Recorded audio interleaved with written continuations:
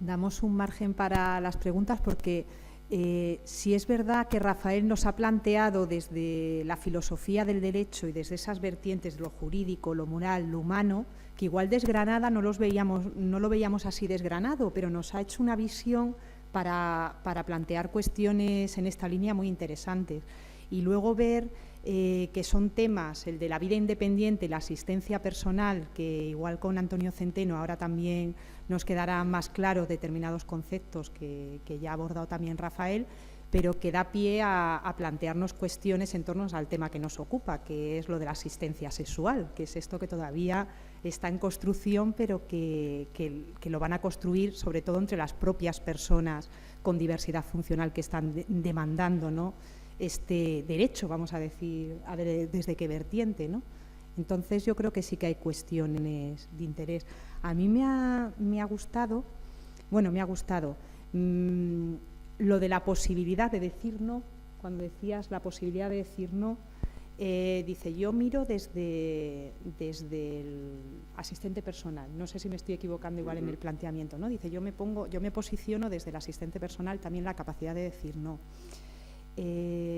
Yo me posiciono también desde la persona con diversidad funcional la capacidad de no decir ni no ni sí en determinados temas. Entonces, ¿esto cómo se contrastaría desde las dos figuras? No sé si me explico, igual no me estoy explicando.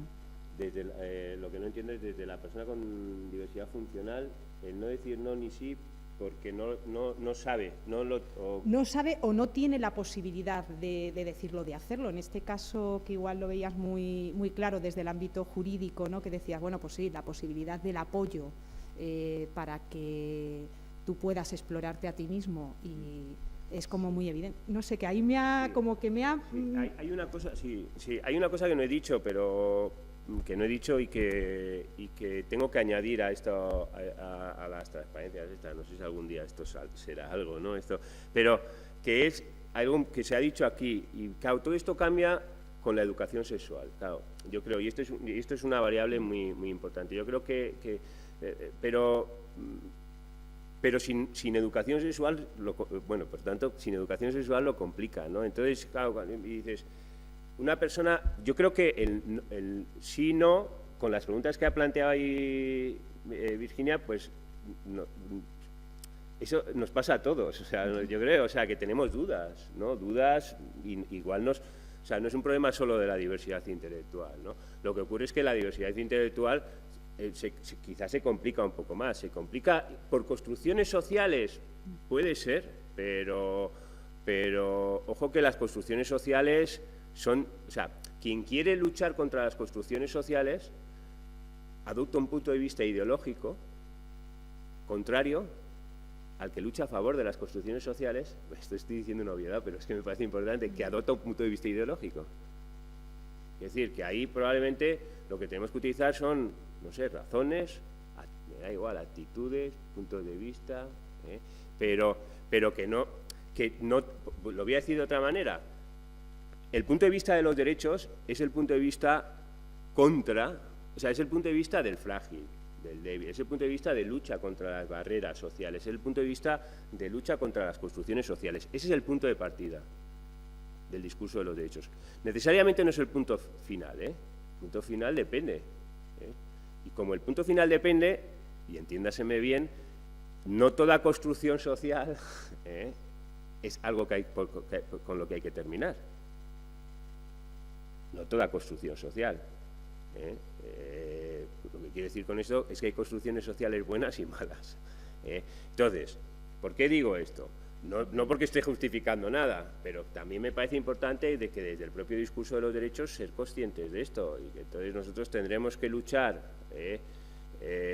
Claro, la persona con diversidad intelectual, tú le tienes que, lo voy a decir así, tienes que promover su actividad sexual. Pues va a depender del discurso justificatorio que hagas de la misma. Va a depender de su historia de vida, de su autonomía, de muchas cosas. Va a ser una cosa, primero, que vas a intentar objetivizar a nivel universal, es decir, igual tenemos un argumento, si hay un argumento que vale para toda persona, perfecto, y luego lo vas a tener que condicionar también a su propia historia de vida y a su manera de ser y a sus decisiones y a sus voluntades. Sí, pero yo aquí veo como que el ámbito de la diversidad, y en este caso intelectual, es como que ya tienen la etiqueta tan brutal que no ves la otra parte de la persona. Entonces, las mismas necesidades que tiene una persona con o sin diversidad la va a tener la persona con una discapacidad intelectual. ¿Qué pasa? Que igual le estamos poniendo más limitaciones a su capacidad de, en este caso, a su sexualidad, por hecho de decir, bueno, es que esta persona va a necesitar más apoyos, va a necesitar... Y yo, en mi contacto con personas con diversidad intelectual, me he dado cuenta que no, que no son tan diferentes a las personas que no tienen diversidad intelectual. Es decir, que no reclaman unos derechos distintos a los que cualquier persona tendría. Lo que pasa que, como habías comentado, toda la connotación que le damos al ámbito de la diversidad es excluir en muchas ocasiones la persona. Sí, completamente, sí. Sí, y sé que estamos de acuerdo. Lo que pasa que a veces es más brutal para ellos, es decir, no, es que además necesita apoyo, es que es un eterno niño y ves un tío de 48 años que le estoy preguntando la hora a la persona y me responde su madre. No, pero ¿no has visto qué es?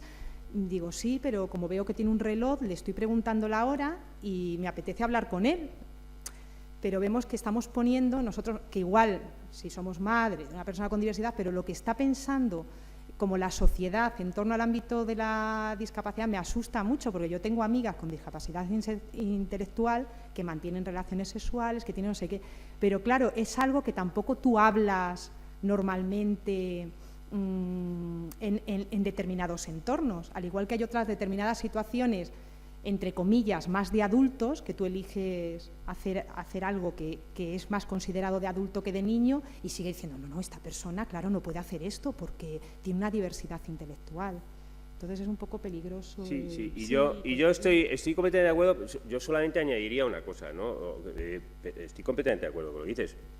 Primera justificación, vamos a ver, si yo lo justifico esto es una necesidad, un bien fundamental para cualquier persona, tengo el caso resuelto. Ahora bien, ojo, porque aquí también lo que estamos viendo es que la autonomía y la relación sexual, la actividad sexual, al menos aquí, por ejemplo, yo escuchando a Virginia, aunque ya te veo con el micrófono, ahora me escuchando, y creo que es así, esto cada uno somos como somos.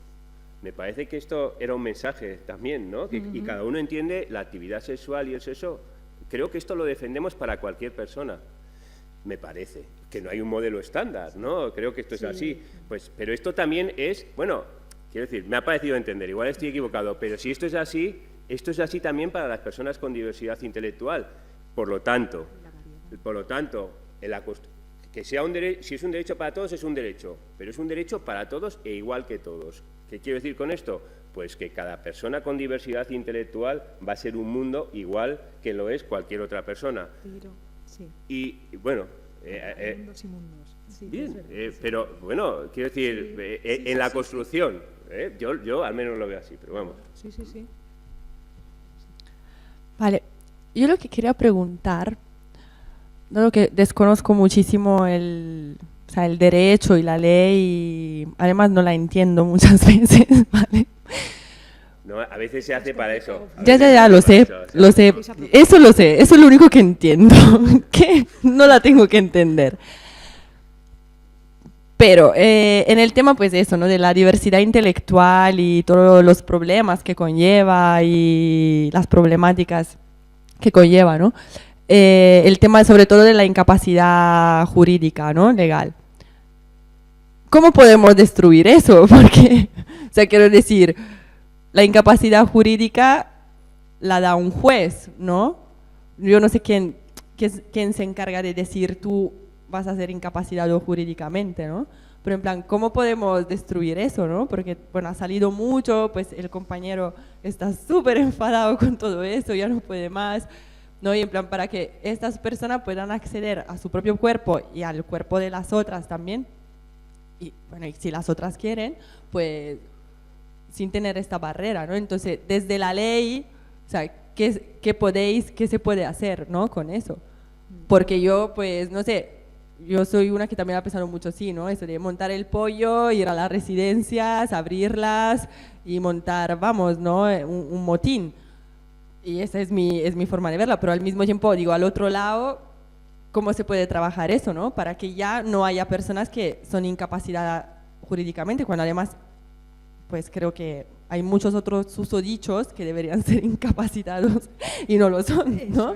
Y sin embargo los que para mí no deberían ser libres, pues no lo son. Entonces, ¿qué se plantea desde el derecho eso?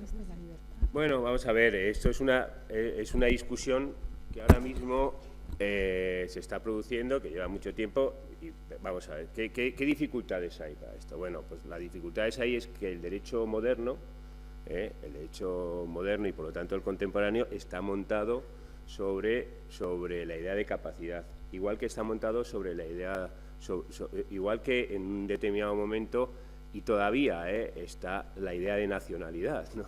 Son pilares, o sea, todo el derecho, o sea, la vía de entrada al derecho tiene un nombre, que es capacidad. Igual que ha sido así la vía de entrada al discurso ético, la discusión ética, igual que ha sido así la construcción de la idea de dignidad humana, ¿no? ¿Por qué los seres humanos por qué se les otorga dignidad? Porque pertenecen porque son seres excelentes, que se diferencian de otros. ¿Y por qué se diferencian? Y cuando uno lee, ¿por qué se diferencian? Lo he dicho muchas veces, cuando uno lee los trabajos sobre dignidad humana, cómo se construye la idea de dignidad humana en el mundo moderno, el término que aparece es capacidad. El ser humano es digno porque es capaz de realizar juicios abstractos, porque es capaz de realizar juicios estéticos, porque es capaz, y así es como se ha escrito, y así es como se ha escrito. Entonces, claro, esto es en el mundo ético, en la reflexión ética, en la discusión ética, incluso las éticas comunicativas y las éticas del diálogo, el diálogo entre todos, es el diálogo entre seres capaces de expresar racionalmente, además razón, ¿no? Razón. Claro, eso es una barrera que luego se traslada al derecho. Entonces, en el derecho, todo el derecho privado, y los que hayan estudiado derecho saben en la formación jurídica, el derecho privado es el derecho a los contratos, ¿no? Bueno, la propia idea, el sujeto de derecho, o sea, aquel al que se le pueden dar derechos y obligaciones, pues es el sujeto capaz. Romper con esto es una auténtica revolución, pero entonces, aparece la Convención y el artículo 12 de la Convención famoso, y lo que ahora se está pues dando pasitos, mucho más lento de lo que se deberían dar, pero se están dando pasitos para, en primer lugar, acabar con la incapacitación, o si se quiere, con la incapacitación total, irse a un sistema en donde aquí había dos, incapacitación total y parcial, tutela y curatela, pues irse a un sistema de la curatela. ¿Que eso es satisfactorio? Pues, hombre, todavía no, claro, lo que tenemos que seguir avanzando. Pero, ¿cómo se arregla esto? Esto, me temo yo, que tendrán que pasar generaciones. Porque es un tema también es un tema social, ojo, esto la sociedad no lo tiene resuelto, porque la visión de la discapacidad o de la diversidad es la visión médica, o sea, la persona con discapacidad socialmente, aquí estamos hablando de unas cosas que nos verán por el canal, pero la gente, o sea, está diciendo, ¿de qué se está hablando? Porque la mayoría de la sociedad está por el internamiento, por el paternalismo, por la protección, por el pobrecito y pobrecita, esto es así. Entonces, socialmente, jurídicamente, fíjate, si el mundo, eso es lo que más gusta decir a la gente, o esto, lo de derecho, el derecho no sirve para nada, o el del derecho soy los más clásicos del mundo, los más conservadores, pues igual sí, pues fíjate, hay que cambiar la sociedad y a los más conservadores. Esto es dificilísimo. ¿Cuándo cambiará? Pues cuando la gente que se conciencie de esto en las universidades empiecen a explicar que la de la incapacitación es algo que no. Entonces aparezca gente formada en el derecho civil que sea capaz de crear opinión y que en aquellos ámbitos en donde se cambian las leyes, ojo, en los parlamentos también, porque no hemos hablado del mundo de la política, el mundo de la política es modelo médico a tope también. Es decir, entonces, cuando esta gente empieza a adquirir poder para cambiar desde la educación. El primer punto es la educación, no me cabe la menor duda, porque esto empieza en el cole. Esto empieza en el cole. Pero, y ya no en el cole, sino en la universidad que forma a los del cole, con todos los respetos. Claro, ahí, para que el profesor sea capaz de transmitir a los niños y que ese niño luego llegue a la universidad, sea capaz de transmitirlo, etcétera, ¿no? En el ámbito jurídico, esto, ojo, porque va a haber una reforma, y hay una reforma legal, y luego, ojo, y también voy a decir otra cosa, y perdón que me estoy extendiendo mucho, y es el propio movimiento asociativo y de personas con discapacidad, porque todos los que os dedicáis a esto sois muy conscientes, es que tampoco es un tema resuelto. Quiero decir que ahí también el tema, ojo, que el tema de suprimir completamente la incapacitación y de la sustitución de la voluntad no es un tema resuelto. Yo he tenido esto lo he discutido con muchos y además fuertemente, o sea, me parece que no es resuelto. Entonces, hay que cambiar educación, sociedad y juristas, ¿no? Con lo que esto me temo que es un camino muy largo. Sí, sí. Nada, bueno, Rafael, yo en primer lugar darte las gracias porque creo que eres un hombre muy valiente, porque te estás arriesgando mucho, ¿no? con estas cuestiones que quizás, bueno, pues eso, que ahora mismo, una, que no están resueltas, como nada que forma parte de la vida. Y dos, pues porque, bueno, pues eso, es algo como muy reciente y bueno, que nos acogieras con tanto cariño y con tantas ganas, pues es muy de agradecer, ¿no? Nada, bueno, un poco también tú lo has dicho, ¿no? Ahora mismo, y es que, bueno, yo creo que el derecho es muy capacitista, ¿no? Se fundamenta en el sistema capacitista, igual efectivamente que la ética. La ética, por eso muchas veces...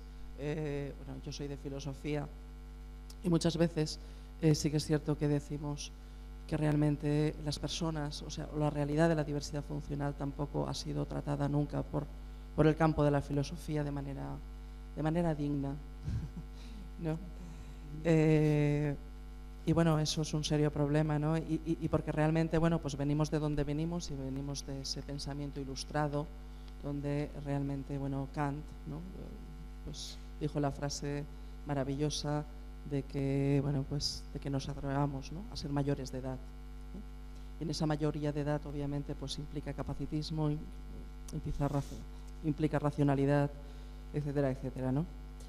Y después te quería solamente, a modo de pregunta, era cuando tú has estado hablando del tema de las actividades de la vida diaria, que comentabas que de algún modo sí que está visibilizada la actividad sexual.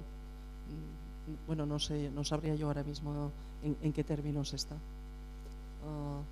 porque yo te diría al revés, ¿no? Yo de hecho es un ejemplo que uso, ¿no? Yo creo que la definición que se hace del concepto de actividades básicas de la vida diaria, precisamente ahora, recientemente, lo único relacionado con el tema de la higiene personal, lo que yo he visto que se había incluido era el tema de la menstruación.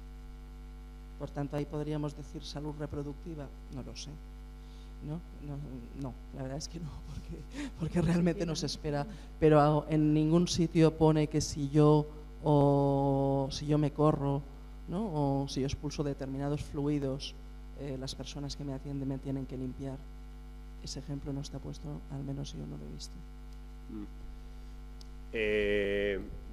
Yo he leído en algún sitio, ya te lo pasaré, normativamente no lo sé. Yo me temo que las normas las desconozco, vosotros igual las sabéis, no creo que, igual es que las normas son súper detalladas.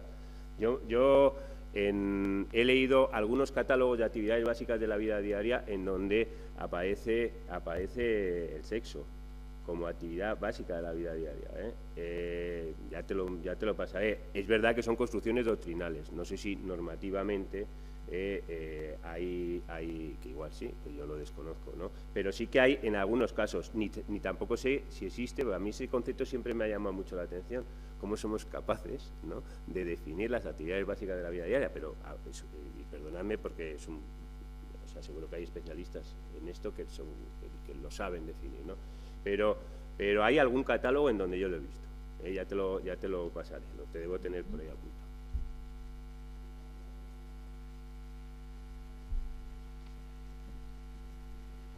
Sí, yo sí te oigo, pero vamos, igual también. Ah, no.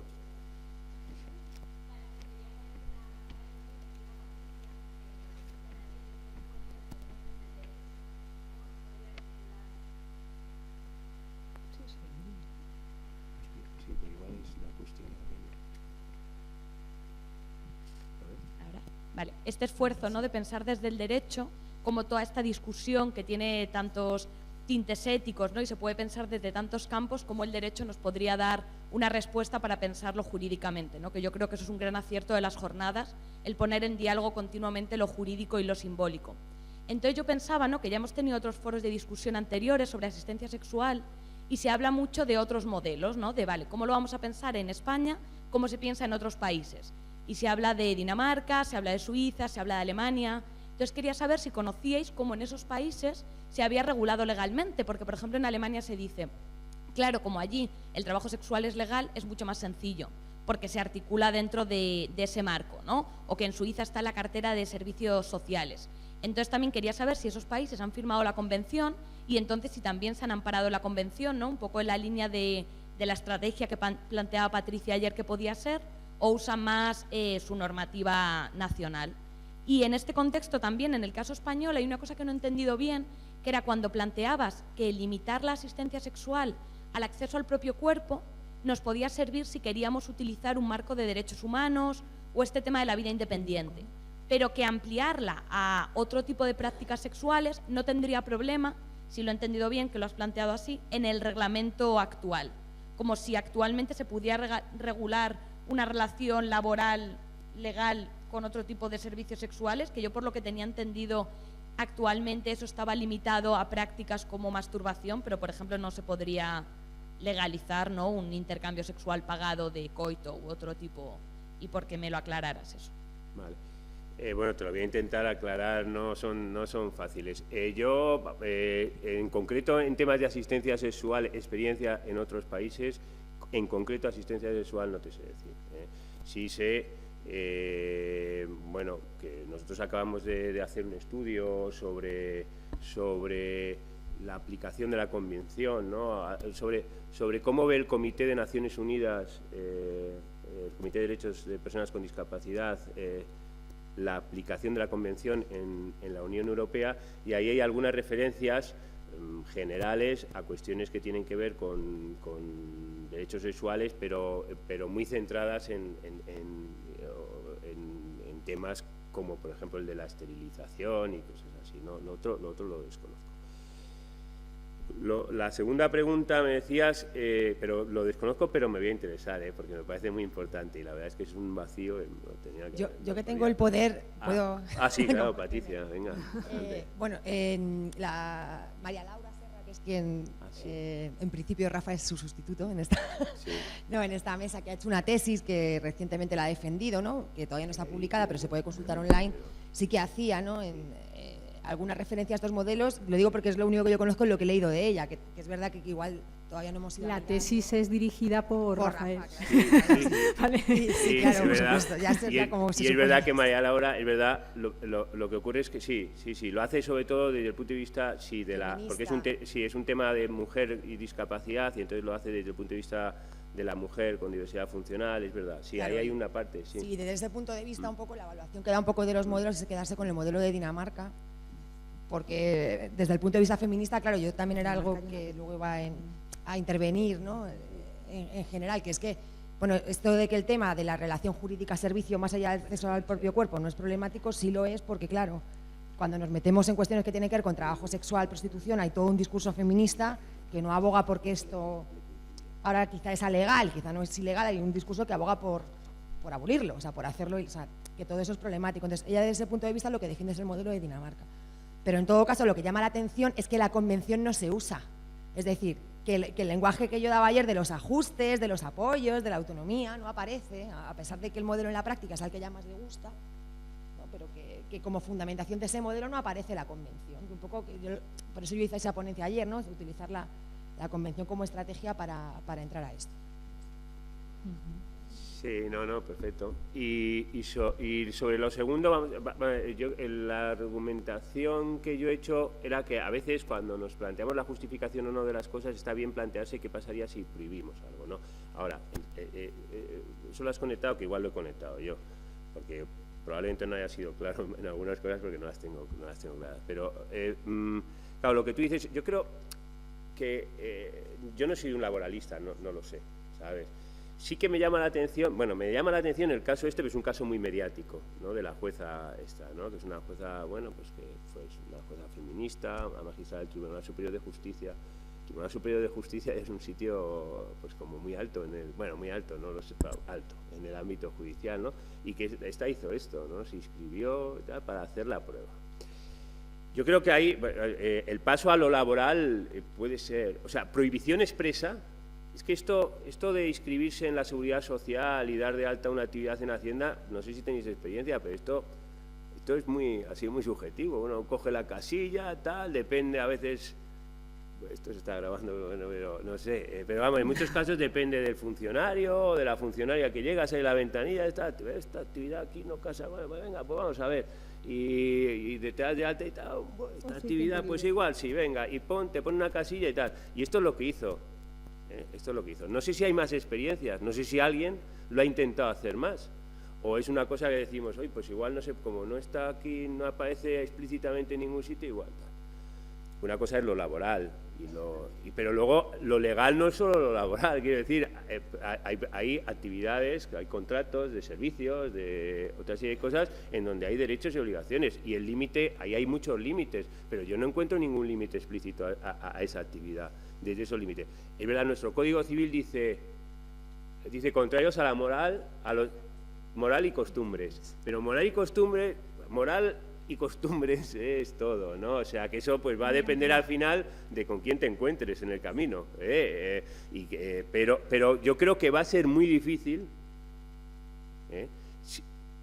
ojo, que aquí está un problema de fondo, que es el problema de la autonomía de las dos partes, O sea, pero es muy difícil, salvado eso, que alguien en sede constitucional, vamos a pensar que eso llegase así, apelase a la moral y la costumbre para echar atrás una relación jurídica así. Esto, yo creo que eso sería, para mí, hombre, vamos a ver, ojo, nada es descartable, conociéndonos, nada es descartable, pero me parece que eso me parecería difícil. Perdonad, igual no he actuado de moderadora porque me había puesto aquí 11:50 más o menos, pero luego para ya dar pie al debate. Y me ha comentado Rafael que disponíamos de más tiempo y luego se iba a alargar, o sea que no se quitaba tiempo a las demás personas, pero no sé, por marcar igual una pregunta o una última pregunta o dos. La juntamos, ¿no? Vale, luego ya... Sí, ¿no? Sí, bueno, me ha parecido escucharte, Rafael, algo así, es decir, el eterno problema, ¿no? El derecho contra el derecho o algo así. O se me ha quedado un poco el derecho de la persona y el derecho también. Yo un bloqueo mental que tengo siempre es cuando nosotros fundamos la asociación hace muchos años, en el 86, lo que teníamos claro es que no podía ser una asociación de padres. ¿Y por qué? Porque el padre no podía ser el que dirigiera los servicios de sus hijos. Bajo la educación normalizada el modelo es así, quiero decir, en su mayoría el padre vela por la educación, pero no marca la educación que deben recibir, y eso lo marca el Estado, lo marca tal. Bueno, los centros educativos no son dirigidos por los padres, velan por la educación, pero no lo dirigen. Bajo ese modelo tal, desde esa, quiero decir, el empezar por hacer aquello de no sabemos lo que queremos, sino lo que no queremos, empezamos, y por el modelo más o menos normalizado que teníamos, nos encontramos hace muchos años con un problema muy gordo. Quiero decir, siempre he defendido que plena inclusión no debería estar dirigido por padres, porque hay derechos, cuando plena inclusión dice, trabajamos por los derechos de las personas con diversidad y de sus familias, ahí se produce el conflicto. Porque cuando el derecho de la persona con diversidad funcional choca con el derecho de la familia, ¿a quién hacemos caso? Pues normalmente a quien dirige su vida y la persona queda ninguneada, vulnerada. Por eso no creo en lo de autogestores que he dicho antes y por eso me parece que una propia organización que está ya mal construida es hipócrita cuando construye ciertas historias. O sea, me parece que son tapadillo y vamos a engañar a estos pobres desgraciados a que parezca que deciden por ellos mismos cosas que luego no es verdad que deciden. Bueno, tengo así una historia muy tal. Y me baso en lo siguiente, ¿no? Nosotros desde la ignorancia cuando abrimos la asociación hubo un caso muy fastidiado y teníamos una pareja que tenían relaciones, o que creíamos que tenían relaciones, ¿no? Y hacíamos lo del mono, lo de los monos, unos no querían ver, otros no querían hablar. Así los profesionales. Y debatíamos si nosotros debíamos comunicar a la familia, tal. Allí no mantenían relaciones, era fuera, tal. Una de las mozas, la moza de la relación, dejó de venir. Es que os cuento dos anécdotas para que veáis el conflicto del derecho, ¿no? O donde el derecho ahí nos generó un conflicto, ¿no? Una de las mozas, la moza no dejó de venir al centro y al cabo de los días localizamos a través de la psicóloga que por favor viniera y tal. Y cuando estaba en la entrevista veíamos que se tocaba mucho su vagina. Yo estaba en el lomo sentado y le hice una señal a la psicóloga, ¿no? Bueno, la historia es que se le había retrasado la menstruación porque al parecer mantenía relaciones sexuales. Y la madre, que era una mujer gallega, mayor, adulta, de muchos años, consideró que cómo iba a ir a una farmacia para que pensara la sociedad que la tonta, a todos los tontos le da por lo mismo, el mito, ¿no? No había controlado a su hija tonta, no la había controlado y entonces se le había podido quedar preñada, embarazada, ¿no? ¿Qué hizo la madre? La psicóloga se la llevó al baño y vio, bueno, que tenía en la vagina unas llagas impresionantes, unas heridas. La madre le aplicó agua hirviendo con perejil a la mujer para evitar el embarazo. La tuvimos que ingresar y estuvo como 5 o 6 días ingresada en maternidad. Y desde maternidad nos dijeron, deben denunciar a esta madre. No la denunciamos, pero la perdimos para siempre a esta usuaria, no volvió a estar. Los servicios sociales, luego estuvimos en comunicación, sabemos de sobra, la madre luego murió, está en un centro, ahora sabemos que está en un centro, hicimos el seguimiento de vuelta. Años después, quiere decir, ahí la vulneración del derecho. El derecho de la madre, supuestamente, a velar por la protección de su hija, no es velar por la protección de su hija. Era tratar a su hija como un puñetero animal. Entonces, aquello nos sirvió como excusa para reunir a todas las familias y decir, a partir de ahora trabajamos la sexualidad y hablamos de tal. Y desde ese día empezamos a trabajar con el equipo de ginecólogos y sexólogos de Corlada, ¿no? De planificación familiar, y te puedo decir que bueno, han pasado todas las mujeres de SPIMI, casi todas, porque hay madres que todavía se niegan, y yo siempre hablo de que el derecho... cuando una madre se niega a llevar a su hija al ginecólogo, ya no para el tema de planificación sexual, sino para el ginecólogo, yo siempre lo digo en todos los foros, que es la vulneración del derecho. Está tipificado, y lo digo cuando hay juristas, como maltrato, porque la ausencia de salud en este caso es maltrato y hay que saberlo, ¿no? O sea, ya no estamos en el derecho. Estamos hablando de que una persona cuando se vulnera el derecho a poder ir a un especialista como es un ginecólogo para ver qué está pasando ahí en su vagina, en su órgano reproductor, en todo, es una vulneración del derecho. Bueno, pues en eso se ha conseguido que muchas mujeres evitaran ciertas enfermedades gracias a eso, ¿no? Es casi 30 años que llevamos ya funcionando bien.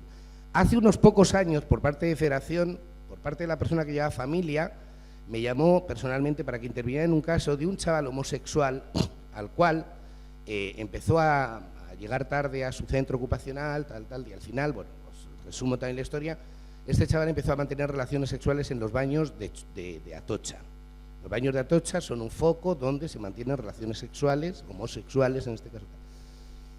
La madre lo logró con la confianza contarle por qué llegas tarde, tal. Lo contó, al final contó todo. Bueno, al final contó que tenía un grupo de amigos que quedaban y hacían unas orgías los sábados, los domingos, en ciertos pisos, tal igual.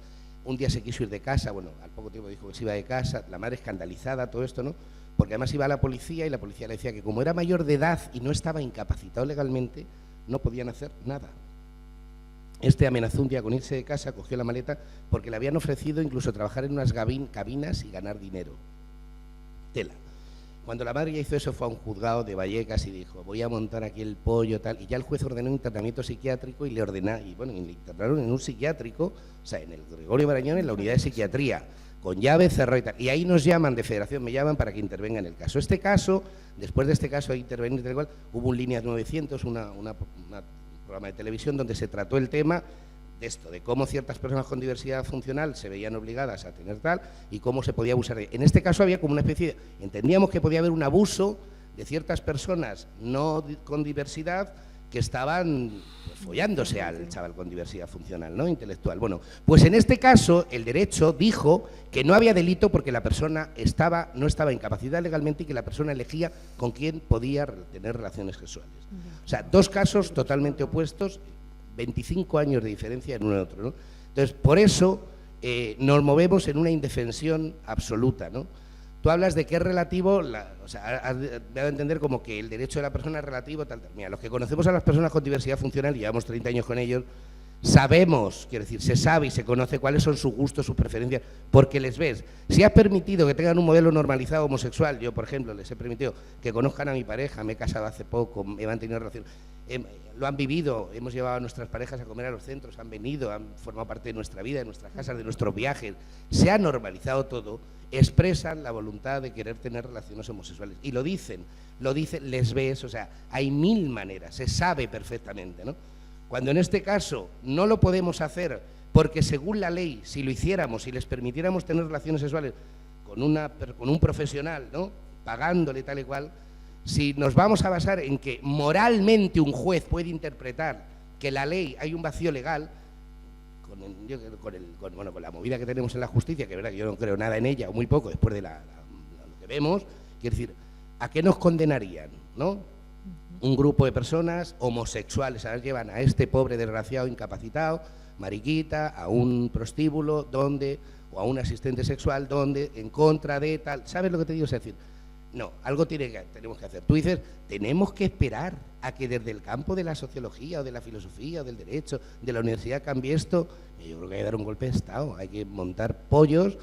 Es decir, no sé, yo me acuerdo de las mujeres cuando el derecho al voto, cuando tuvieron la pelea, no montaron el pollo, no las jodieron a muchas, no hubo lío gordo, quiero decir, los negros cuando el derecho, ¿no? en la lucha de los derechos civiles y sociales, ¿no? de aquellos años de América, quiero decir, el movimiento de vida independiente nace de ahí, nace de los derechos pero porque hubo guerra, quiero decir, también yo entiendo que desde el mundo catedrático, del mundo universitario, tenéis que decir calma, todo tal, pero hombre, también tenéis que echarnos, cuando esto se dispare, también invitar a que montamos una bombita, pum, que estallen cosas, ¿sabes? Está bien. Digo, en el buen sentido, ¿me entendéis? Creo, ¿no? Bueno, la educación también. Bueno, entre que llega te contesto, porque voy a ser muy breve. Sí, quiero decir, si además cada uno, pues quizá como tú bien dices, igual en su papel. Yo creo que de todas formas el mundo de la diversidad funcional ha seguido un camino muy parecido al del mundo de la reivindicación y el reconocimiento progresivo de los derechos de las mujeres. Hay una diferencia ahí entre una cosa y otra que no es relevante éticamente, pero sí es relevante en el mundo ese de la lucha, que son los números, el número de los que luchan. Es que en ese mundo de lucha, ahí lo cuantitativo ya empieza a ser relevante y entonces ahí hay una diferencia, ¿no? Pero bueno, coincido contigo en algunas cosas, o en muchas cosas. Bueno, yo quería intervenir en un par de cosas. Es verdad que en unas jornadas de este tipo o en cualquier acto en el que no hay mucho tiempo para debatir sobre determinadas cosas, pues las opiniones nos tienden a generalizar muchas veces, ¿no? Entonces, iba a marcar un poco dos cuestiones concretas en las que creo que estamos generalizando o en la que creo que tenemos un prejuicio. La primera es con el tema de la modificación de la capacidad de obrar o de la incapacitación, ¿no? Desde fuera, yo creo que la gente que a lo mejor no habéis podido trabajar mucho con gente con discapacidad intelectual o diversidad funcional intelectual, me da la impresión en estas dos jornadas, ayer y hoy, que hay como un cierto prejuicio a que el impedimento fundamental a entrar o a trabajar la sexualidad con las personas con diversidad funcional intelectual es la incapacitación o que ellos no tengan la capacidad legal para obrar, ¿no? O para tomar decisiones.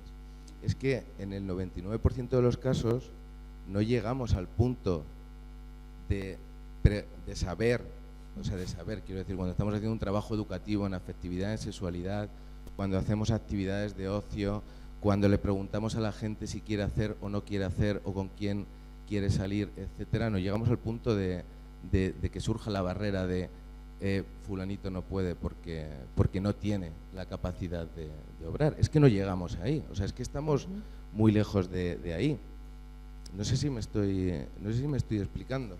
Entonces, hay un previo que tenemos que recorrer, que es un previo educativo, es un premio educativo en cuanto a la educación sexual, es un previo en cuanto a las metodologías de intervención con las personas con discapacidad, es un previo en cuanto a la reivindicación de los profesionales, pero la reivindicación de los profesionales en los espacios donde hay que reivindicar y estar, ¿no? Entonces, lo digo porque rompamos un poco el prejuicio ese de son los jueces los que están limitando la capacidad de las personas con discapacidad para realizar determinadas prácticas en el ámbito del ocio, en el ámbito de la sexualidad, en el ámbito del empleo, en el ámbito del manejo de su propio dinero, etcétera. Es que hay gente a la que le hemos planteado, o sea, tú con quién quieres dormir, ¿vale? La persona lo ha elegido, luego nos hemos enterado de que estaba incapacitado para tomar decisiones y su tutor, que es su padre, ha dicho que haga lo que le salga de las narices. Y ha habido gente que no teniendo la capacidad de obrar modificada, el profesional de apoyo o su familia o su hermano nos ha dicho bajo ningún concepto. O sea, no llegamos a eso, ¿no? Y por otro lado, la otra reflexión que sí que quería hacer, ¿no? Es decir, me duele, ¿no?, que se está sacando una imagen del movimiento asociativo como si fuera algo, lo dije ayer, ¿no?, estándar, estanco y igual en todos los ámbitos. Hay entidades que funcionan de una manera muy avanzada, otras que por desgracia no, etcétera. Y sobre todo lo que ahora me toca, que es el movimiento de autogestores, todo el debate, absolutamente todo el debate que está puesto encima de la mesa sobre sexualidad y toda la reivindicación sobre sexualidad, y cuando digo toda es toda, no es una parte, es porque la han generado los autogestores. O sea, aquí os lo pueden contar. No es porque haya habido una reivindicación explícita de los profesionales, no es. O sea, los profesionales no han hecho una reivindicación del derecho de las personas con discapacidad intelectual a disfrutar de su cuerpo, de su sexualidad, etcétera. La han hecho ellos, y si no lo hubieran hecho ellos, no estaría el debate encima de la mesa. Y una última cosa, con respecto a las denuncias, ¿no?, que decíamos ayer. Hay que denunciar, o sea, esto se tiene que denunciar, las personas tienen que denunciar, ya, pero es que no, las personas no son las únicas que tienen la capacidad para denunciar determinadas situaciones. O sea, esto es importante saberlo, porque cuando una persona no tiene capacidad para tomar decisiones, o tiene la capacidad para tomar decisiones limitada, no le podemos pedir que tenga la capacidad para denunciar que se está vulnerando un derecho que él tiene, ¿vale? Habrá otros que puedan hacerlo, pero hay mucha gente a la que le estamos pidiendo, no, tú denuncia, aunque no tengas capacidad para tomar decisiones o algunas decisiones. Para eso está el entorno, para eso estamos los profesionales, para eso están algunas familias, algunos amigos, etcétera. Es decir, no sería un poco hipócrita dejar la responsabilidad de la denuncia en manos de las personas y el resto de responsabilidades dejarlas en manos de todos, ¿no?